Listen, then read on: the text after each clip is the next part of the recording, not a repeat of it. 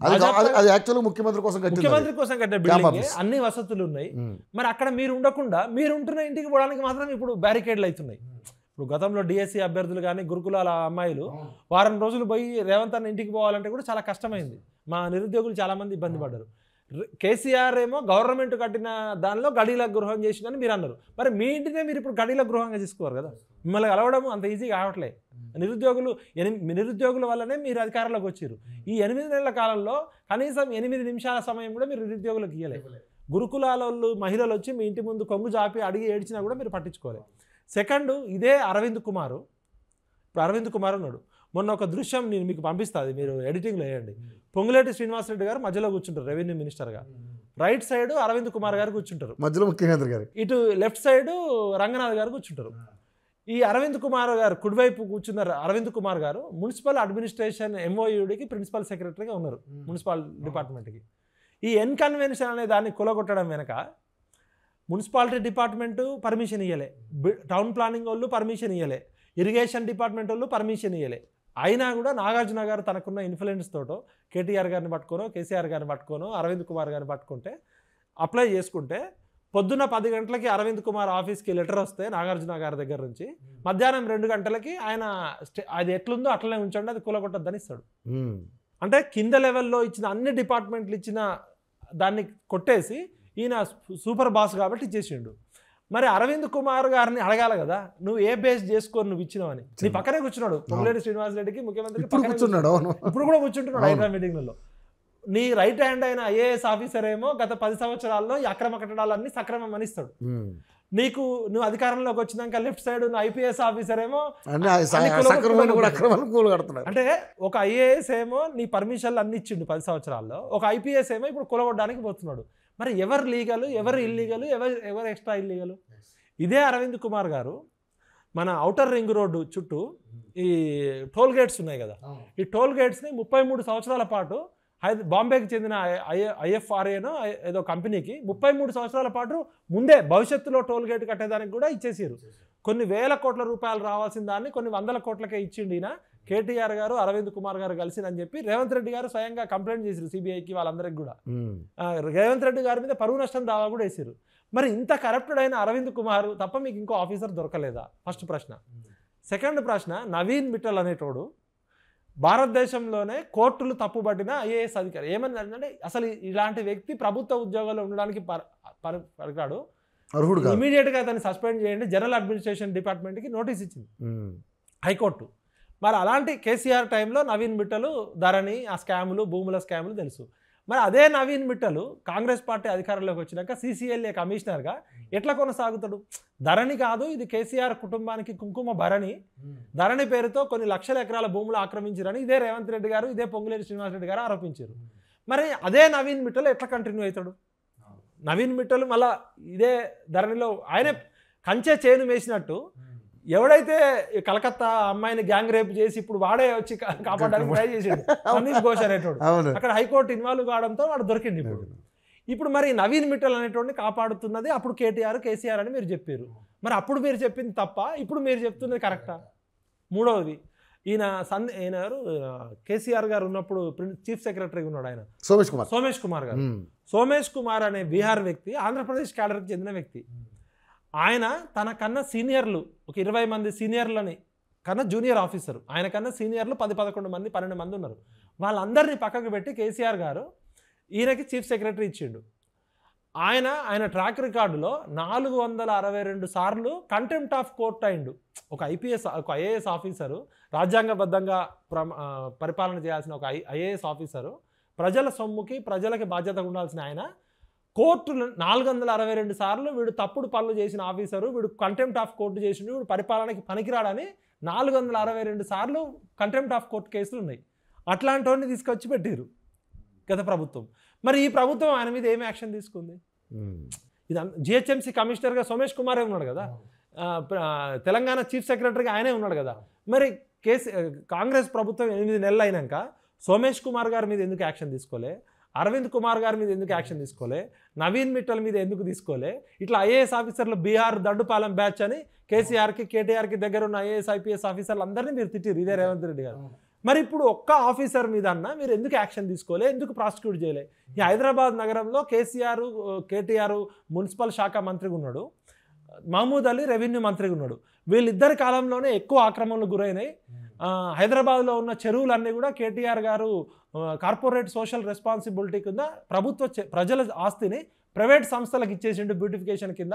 దాదాపు 52 చెరువులు ఇచ్చేసిండని రేవంత్ రెడ్డి గారు ఆరోపించారు. మరి ఆ సంస్థలకి నోటీసులు ఇచ్చిర్రా? మున్సిపల్ అడ్మినిస్ట్రేషన్ ప్రిన్సిపల్ సెక్రటరీకి నోటీస్ ఇచ్చిర్రా? రెవెన్యూ సెక్రటరీకి నోటీస్ ఇచ్చిర్రా? అదేవిధంగా రెవెన్యూ మంత్రి మహమూద్ అలీకి నోటీస్ ఇచ్చిర్రా? కేటీఆర్కి ఇచ్చిర్రా? అంటే చట్టం కొంతమందికి చుట్టమా? చట్టం ముందు అందరూ సమానమా? అదేవిధంగా పైసామే పరమాత్మహే. పైసలు ఉన్న దుర్గం చెరువులకేమో 30 రోజుల నోటీసులు, పైసలు లేని సున్నం కుంటోళ్ళకేమో రాత్రికి రాత్రి కూలగొడతారు. వాళ్ళు అన్నం తింటున్నా కూడా కూలగొడతారు, వాళ్ళ పుస్తకాలు తెచ్చుకోకుండా కూలగొడతారు, అన్నంలో కూడా మన్ను పోస్తారు. అంటే కర్రను నోడితే బర్రెనా, బడితుని నోడితే బర్రెనా, నోరు నోడితే రాజ్యమా? ఇది ఆటవిక సమాజమా, అరాచకత్వమా? ఇప్పుడు బంగ్లాదేశ్లో ఎందుకు వచ్చింది విప్లవం? అక్కడ ప్రభుత్వాలు చేయకూడని పనులు చేస్తే నిరుద్యోగుల ఆకాంక్షలను పట్టించుకోకుండా విద్యార్థులను తొక్కేస్తే ప్రజలంతా తిరుగుబాటు చేస్తే హసీనా పారిపోయి వచ్చింది. అంటే మరి 70 సంవత్సరాల్లో మీ ప్రభుత్వాలు, మీ మున్సిపల్ అడ్మినిస్ట్రేషను, మీ ఇరిగేషన్ డిపార్ట్మెంటు, మీ రెవెన్యూ డిపార్ట్మెంటు, మీరు పంచాయతీ నుంచి ప్రిన్సిపల్ సెక్రటరీ వరకు మీరిచ్చిన కాగితాలు, మీరిచ్చిన పర్మిషన్లు మా దగ్గర ట్యాక్సులు వసూలు చేసి మాకు ఇన్ని రకాల పర్మిషన్లు ఇచ్చి బంచ్ ఆఫ్ రైట్స్ ఇచ్చి రాజ్యాంగబద్ధంగా మాకు అన్ని హక్కులు ఉన్నప్పటికి కూడా మీరు ఇల్లీగల్ అని చెప్తుంటే ఇంకా ప్రజలు ఏం చేయాలి? తుపాకులు పట్టుకోవాలా, లేకపోతే బంగ్లాదేశ్ లాగా తిరుగుబాటు చేయాలా? అంటే మీరు ఏం కోరుతున్నారు ప్రజల నుంచి? మీరు చట్టబద్ధ పాలన చేస్తున్నారా? మీకు బాధ్యత ఉందా? ప్రజాస్వామ్యం అంటే రాజ్యాంగబద్ధంగా చట్టసభల్లో చేసిన చట్టాలు అమలు చేయాలి. చట్టసభల్లో చేసిన చట్టాల ద్వారా మేము పర్మిషన్లు తీసుకొని మీకు ట్యాక్సులు కట్టి మాకు కరెంటు ఇవ్వండి అంటే మాకు పర్మిషన్ ఇచ్చి ట్యాక్స్ కట్టించుకున్నారు. మా బిల్డింగ్కి, మా ఇంటికి నల్ల నీళ్ళు ఇవ్వండి అంటే నల్ల నీళ్ళ కనెక్షన్ ఇచ్చి డబ్బులు తీసుకున్నారు. మా బిల్డింగ్కి సువేజ్ కనెక్షన్ ఇవ్వమంటే ఇచ్చారు. మా బిల్డింగ్ రోడ్స్ అండ్ బిల్డింగ్స్ అన్నీ తీసుకొని అప్పుడు చట్టం ఎట్లయింది, ఇప్పుడు చట్టం కాకుండా ఎట్లా? అప్పుడు చట్టబద్ధత ఉంది, అప్పుడు మాది లీగల్ అయ్యి ఇప్పుడు ఎందుకు ఇల్లీగల్ అవుతుంది? ఒక సామాన్య మానవుడి కోణంలో ఇప్పుడు నా ఇల్లు కూలగొట్టలే, మీ ఇల్లు కూలగొట్టలే, మనం టీవీలో చూసే ఇంత బాధపడుతున్నాం. ఒకవేళ మీ ఇల్లో నా ఇల్లో కూలగొట్టి మనని రోడ్డు మీద పడేసి మనని వర్షానికి వదిలిపెడితే వాళ్ళ వైపు నుంచి ఎవరు ఆలోచించాలి? ఇప్పుడు తెలంగాణ ఉద్యమం వచ్చింది, స్వేచ్ఛ, స్వాతంత్రము, ఆత్మగౌరవం, నీళ్లు నిధులు నియామకాలు అనేది కేసీఆర్ పెట్టిన ట్యాగ్ లైన్. దానికి మించి ప్రజలకి స్వేచ్ఛ ఉండాలి, స్వాతంత్రం ఉండాలి, ఆత్మగౌరవం ఉండాలి, వనరులలో వాళ్ళకి భాగస్వామ్యం ఉండాలని 60 సంవత్సరాలు కొట్లాడి 1200 మంది పిల్లలు చచ్చిపోయి లక్షల మంది జైలుకి మాలాంటోళ్ళు 20-25 ఏళ్ళ జీవితం కోల్పోతే ఆంధ్రప్రదేశ్లో సమైక్యాంధ్ర పాలకులు, రాయలసీమ రౌడీలు, నెల్లూరు రెడ్లు, కోస్తాంధ్ర కమ్మలు తెలంగాణ వనరులను కబ్జా చేస్తున్నారు. తెలంగాణ వస్తే ఒక ఇంచు భూమి కూడా వదిలిపెట్టనని కేసీఆర్ గారు గొప్ప గొప్ప మాటలు చెప్పి తెలంగాణ రాగానే 1,00,000 నాగళ్ళతో రామోజీ ఫిలిం సిటీని దున్నుతా మొత్తం రామోజీరావు కొన్ని 4-5 ఊర్లు కబ్జా పెట్టిండు, చెరువులు కబ్జా పెట్టిండు అని చెప్పి మాట్లాడిండు. అదేవిధంగా కామినేని, మాకినేని, ఆనేని, ఈనేని, రాయపాటి, మేకపాటి అని చెప్పి చెప్పిండు. మన ఇది లగడపాటి మొత్తం ఇదేంది మన వక్ఫ్ భూములు ఆక్రమించుకుంటూ అని చెప్పిండు. అయ్యప్ప సొసైటీ దగ్గరికి పోయి ఆగిపోయింది. అయ్యప్ప సొసైటీ ఉద్యమం అప్పుడు అక్రమము, తర్వాత సక్రమం. ఉద్యమం అప్పుడు నాగార్జున, మురళీమోహన్, మోహన్ బాబు, పద్మాలయ ఇవన్నీ అక్రమము. ఆయన బంగారు తెలంగాణ స్వర్ణయుగంలో సక్రమం. మియాపూర్ ల్యాండ్స్ ఆయన ఉద్యమం చేసినప్పుడు సక్రమం, ఇప్పుడు అక్రమం. సరే, కేసీఆర్ చెప్పింది ఒకటి, చేసింది ఒకటి. బంగారు తెలంగాణ ముసుగులో బంగారు కల్వకుంట్ల కుటుంబం ఏర్పడ్డది. కేసీ రావు, కేటీ రావు, కేకే రావు, కవితారావు వీళ్ళకు ఉన్నంత కాలం ప్రజలకు ఏమీ రావు అని చెప్పి మేమంతా కొట్లాడి, సోషల్ మీడియా అంతా కొట్లాడి, నిరుద్యోగులంతా కొట్లాడి 10 సంవత్సరాల్లో కేసీఆర్ని ఇంటికి పంపించారు. ఇప్పుడు మరి రేవంత్ రెడ్డి గారు ప్రజాపాలన, ఇందిరమ్మ పాలన, మేము సేవకులం, మేము పాలకులం కాదు, మేము మీ సేవకులం, మీకు ఎట్లా అనుకూలంగా ఉంటే అట్లా చేస్తా అని చెప్పిండు. Hats off, good. మరి ఈ 8 నెలల కాలంలో ప్రోగ్రెస్ రిపోర్టు, ఇంకా రేవంత్ అన్నకి వయసు ఉంది, 4 సంవత్సరాల టైం ఉంది, సద్వినియోగం చేసుకోవాలని ఒక తమ్ముడుగా నేను సలహా ఇస్తున్నాను. రేవంత్ అన్న వచ్చినాక ఫస్ట్ స్వేచ్ఛ అనేది వచ్చింది. ఎవరిని రఘుని ఎత్తుకపోయినట్టో, నన్ను అరెస్ట్ చేసినట్టో, తీర్మాన్ మళ్ళీ అరెస్ట్ చేసినట్టో ఏ ప్రెస్ వాళ్ళని ఇప్పటివరకు అరెస్టులు చేసి కిడ్నాప్లు అయితే చేయలే. ఇప్పుడు ఆ యూట్యూబ్ టాపిక్ మళ్ళీ మాట్లాడదాం. సెకండ్, బస్సులలో మా అమ్మలు అక్కలు పేదోళ్ళు తిరుగుతున్నారు, హ్యాట్స్ ఆఫ్. సరే, రైతు రుణమాఫీ 100లో 50 మందికో 40 మందికో ఇచ్చిండు, దానికి హ్యాట్స్ ఆఫ్. కానీ ఈ 8 నెలల కాలంలో తెలంగాణ ప్రజలు కోరుకుంది మా అమ్మలు అక్కలు బస్సులలో ఫ్రీగా తిరగడానికి కోసం ఉద్యమం చేయలే. కేసీఆర్ అనేటోడు తెలంగాణని చెరబట్టిండు, కొన్ని లక్షల కోట్ల ఆస్తులు ఆక్రమించుకున్నారు, వాడిని ఎప్పుడు బొక్కలో వేస్తామని ఇదే రేవంత్ రెడ్డి అడిగిండు. మరి రేవంత్ రెడ్డి గారు, విశ్వేశ్వరరెడ్డి గారు పోయి ఆ Janwada farm house illegal construction 111 GO పరిధిలో ఉంది, ఇది అక్కడ అక్రమ జరగకూడని సంఘ విద్రోహ కార్యక్రమాలు జరుగుతున్నాయి, ఆయన ఫిరంగి నాలానికి కబ్జా పెట్టిండు, అది బుల్కనూరు అదేదో నాలానికి కబ్జా పెట్టిండు, ఇది పూర్తిగా అక్రమ కట్టడం అని ఆయన ప్రూఫ్స్తో సహా చూపించిండు. కేటీఆర్ గారి ఫామ్ హౌస్ మీద డ్రోన్ ఎగిరేసిందనే కేసు తోటి ఆయనని ఒక ఎంపీగా ఉన్న ఢిల్లీలో పార్లమెంటు సమావేశాలకు వచ్చి హైదరాబాద్ ఎయిర్పోర్ట్కి రాగానే అక్కడి నుంచి బరబర గుంజుకపోయి 14 రోజులు అక్రమంగా జైల్లో పెట్టిండు. మరి ఈయన వచ్చి 8 నెలలు అవుతుంది కదా. ఈ 8 నెలలలో జనవాడ ఫామ్ హౌస్ ఎందుకు కూలలే? జనవాడ ఫామ్ హౌస్ అప్పుడు కేటీఆర్ది ఎట్లయితుంది, ఇప్పుడు కేటీఆర్ది ఎట్లా కాకుండా పోతుంది? ఏదో లోపాయికారిక ఒప్పందం జరుస్తాం. నేను ఏమంటున్నా, నేను అది అనట్లే. అప్పుడు కేటీఆర్ది ఏమని చెప్పిండు, నా ఫామ్ హౌస్ మీద డ్రోన్ ఎగిరేసి పోలీసులు ఏమని చెప్పారు, రేవంత్ రెడ్డి గారి మీద ఏమని ఎఫ్ఐఆర్ పెట్టారు? ఒక ఐటీ శాఖ మంత్రి, ఒక ముఖ్యమంత్రి గారి కొడుకు వ్యక్తిగత జీవితానికి భంగం కలిగింది, ఆయన ఎంత పెద్ద సెలబ్రిటీ, ఆయన వ్యక్తిగత జీవితానికి భంగం కలిగే విధంగా ఈయన డ్రోన్ ఎగిరేసిండు. అక్కడ చూడరాని దృశ్యాలేమో చూసిర్రు. ఆ డ్రోన్ ఏం కబ్జా చేసింది, ఏం క్యాప్చర్ చేసింది? అక్కడ ఏమైనా హీరోయిన్లతో విలాసాలు జరుగుతున్నాయా, లేకపోతే గంజాయి పాట పట్టించిరా, లేకపోతే సంఘ విద్రోహ కార్యక్రమాలు జరుగుతున్నాయా? ఆ డ్రోన్లో ఏం క్యాప్చర్ అయిందని రేవంత్ రెడ్డి గారిని అరెస్ట్ చేసిర్రు. మరి ఇప్పుడు రేవంత్ రెడ్డి గారు వచ్చినాక ఆ 111 జీవో పరిధిలో ఫస్ట్ కొలగొట్టాల్సింది Janwada farm house. First Janwada farm house ఎవరిది? ఆ బిల్డింగ్ ఎవరి పేరు మీద ఉంది? ఎవరు ట్యాక్స్ కడుతున్నారు, ప్రాపర్టీ ట్యాక్స్? ఎవరు కన్స్ట్రక్షన్ కంపెనీ ఉంది? అది కేటీఆర్కి ఏ విధంగా సంబంధము, ఏ విధంగా సంబంధం లేదు? కేటీఆర్ నిజంగా అక్కడ ఉన్నాడా లేదా? ఉంటే ఏం చేసిండు? సెకండ్, కేటీఆర్ది కాకపోతే ఎందుకు బదనాం చేస్తున్నారు? కేటీఆర్ది అయితే ఎందుకు వదిలేస్తున్నారు? ఒక మున్సిపల్ శాఖ మంత్రి ఉండి నేను నా ఫామ్ హౌస్ 111 జీవో పరిధిలో ఉందా లేదా, ఎఫ్టీఎల్లో ఉందా లేదా అని సోయి లేకుండా నేను కట్టుకుంటానా? నేను ఆదర్శంగా ఉండాలి కదా. నేను 10 మందికి చదువుకున్నాడు, ఐటీ శాఖ మంత్రి, మున్సిపల్ శాఖ మంత్రి, ముఖ్యమంత్రి గారి కొడుకు, బాధ్యత ఉండాల్సిన ఆయన. అప్పుడేమో ఆయన ఫామ్ హౌస్ అని చెప్పి డ్రోన్ ఎగిరేస్తాడు, ఇప్పుడేమో నా ఫామ్ హౌస్ కాదంటాడు. ఇదే రేవంత్ రెడ్డి గారు అప్పుడు దొంగ అంటాడు, మరి ఇప్పుడు ఎందుకు కొలగొట్టలేదు? ఇప్పుడు మన హైడ్రో రంగనాథ్ గారు మా పరిధి 111 జీవోలో లేదు అంటారు. అంటే ఎవరిని పిచ్చోలని చేస్తున్నారు మీరు? అరవింద్ కుమార్ కన్ఫ్యూజ్గా ఉందంతా ఇదంతా.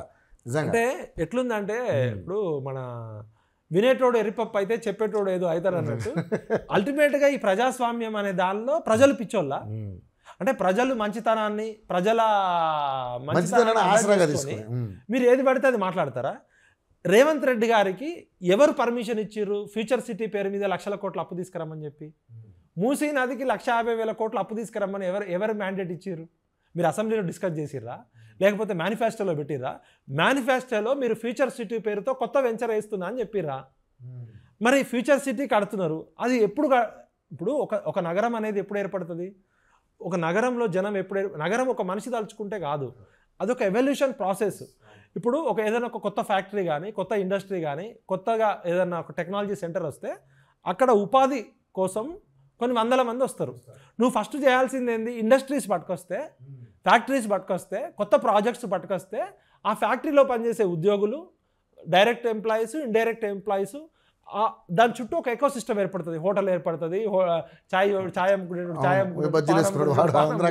హోటల్ పెట్టుకుంటే ఆటోమేటిక్. నువ్వు చేయాల్సింది ఏంది? వెంచర్స్ చేయొద్దు. నువ్వు గతంలో రియల్ ఎస్టేట్ లో ఉండొచ్చు, రియల్ ఎస్టేట్ యజమాని కావచ్చు, రియల్ ఎస్టేట్ బ్రోకర్ కావచ్చు. నువ్వు ముఖ్యమంత్రి అయినాక ఫ్యూచర్ సిటీ అనే వెంచర్ వేస్తున్నావా, లేకపోతే పరిశ్రమలు తీసుకొస్తున్నావా? నువ్వు చెప్పాల్సింది ఏంటంటే ఫ్యూచర్ సిటీ కడతా అని చెప్పకూడదు. నువ్వు చెప్పాల్సింది ఏంటంటే ఈ నిరుద్యోగులు 30 లక్షల మంది తెలంగాణలో ఉన్నారు కదా, వీళ్ళకి నేను 2 లక్షల కన్నా ఎక్కువ ఉద్యోగాలు ఇవ్వలేదు, ఇంకో 28 లక్షల మంది తెలంగాణ నిరుద్యోగులు ఉన్నారు, ఇంకా కొత్తగా విద్యార్థులు ఉన్నారు, ఇన్ని లక్షల మంది కోసం నేను ఈ ఇండస్ట్రీ పెడుతున్నా, ఈ ఇండస్ట్రీ తీసుకొస్తున్నా, ఐటీ ఇండస్ట్రీ ఇక్కడ పెడుతున్నా, ఫార్మా ఇండస్ట్రీ ఇక్కడ తీసుకొస్తున్నా, లాజిస్టిక్స్ ఇండస్ట్రీ ఇక్కడ తీసుకొస్తున్నా, లేకపోతే ఏరో సిటీ ఇక్కడ తీసుకొస్తున్నా, ఫార్మా ఇండస్ట్రీ ఇక్కడ తీసుకొస్తున్నా అని ఆ ఇండస్ట్రీస్కి కావాల్సిన ల్యాండ్ ఇస్తే వాళ్ళు చేసుకుంటారు. నువ్వు ఎంతసేపు ఇండస్ట్రీస్ గురించి మాట్లాడట్లే. ఫ్యూచర్ సిటీ అంటే ఒక రియల్ ఎస్టేట్ వెంచర్ లాగా అనిపిస్తుంది. కరెక్టే. ఇంకొకటి ఏంటి, మూసీ నదికి 1,50,000 కోట్ల రూపాయల డిపిఆర్ను ఎందుకు బయట పెట్టట్లే? ఇప్పుడు నువ్వు లండన్ పోయి వచ్చినావు, లండన్లో థేమ్స్ నదిని చూసినావు. లండన్కున్న ఎకానమీ ఏంటి, లండన్కున్న జాగ్రఫీ ఏంటి, లండన్కున్న టోపోగ్రఫీ ఏంటి, లండన్ ఆర్థిక వ్యవస్థ ఏంటి, తలసరి ఆదాయం ఏంటి, దాన్ని బట్టి వాళ్ళు నదికి బ్యూటిఫికేషన్ కోసం వాళ్ళ ఆర్థిక పరిస్థితి బట్టి వాళ్ళు ఎన్నో లక్షల కోట్లు ఖర్చు పెట్టవచ్చు. ఇవాళ చైనా ఎకానమీ దగ్గర కొన్ని $1 ట్రిలియన్, దగ్గర 17 చాలా పెద్ద $1 ట్రిలియన్. వాళ్ళు 3 గార్జెస్ డామ్కు పెట్టింది 1,00,000 కోట్లు. అంటే దాదాపు 800 రెట్లు భారతదేశంకున్న ఎకానమీతో, మన తెలంగాణ ఎకానమీతో పోలిస్తే 1,00,000. అట్లాంటిది కేసీఆర్ గారు 1,30,000 కోట్లు కాళేశ్వరంలో పోసిండని మనమే తిట్టినాం. నువ్వు చెప్పేటప్పుడేమో కంపారిజన్ ఏమో చైనాతో లండన్తో కంపారిజన్ చేస్తావు. మరి వాళ్ళ ప్రజల జీవన ప్రమాణాలు, వాళ్ళ ఆర్థిక పరిస్థితులు, వాళ్ళ ఎకనామికల్ కంఫర్ట్ కూడా చూసుకోవాలి కదా. నక్కను చూసి పులిని చూసి నక్క వాతలు పెట్టుకున్నట్టు పెట్టుకోవద్దు కదా. ఒక ఆయన గతంలో ఇదే కేసీఆర్ గారు ఏమన్నారు, హుస్సేన్ సాగర్ని బాగు చేయాలంటే ఈ హుస్సేన్ సాగర్ అనేది మొత్తం కలుషితం చేసి ఆంధ్ర పాలకులు చంద్రబాబు, ఎన్టీఆర్ వీళ్ళు గతంలో ఉన్నోళ్ళు, నేను రాగానే రూపాయి బిల్లు వేస్తే ఆ రూపాయి బిల్ల కనపడాలి, ఆ నీళ్లు చేతిలో తీసుకొని తాగిస్తే కొబ్బరి నీళ్ళ కన్నా తీయగుంటాయి, అట్లా తయారు చేస్తా అన్నాడు. మరి అవి కొబ్బరి నీళ్ళు అయినాయా, ఆ రూపాయి బిల్ల కనబడుతుందా ఏందా అనేది చెప్పాలి. గతంలో కూడా ఏదన్నా ఒక హుస్సేన్ సాగర్ లాంటి మంచినీటి చెరువుని పొలుషితం చేసినప్పుడు చంద్రబాబు నాయుడు ప్రభుత్వం కావచ్చు, గత ప్రభుత్వాలు సివరేజ్ ట్రీట్మెంట్ ప్లాంట్స్ పెట్టిరు.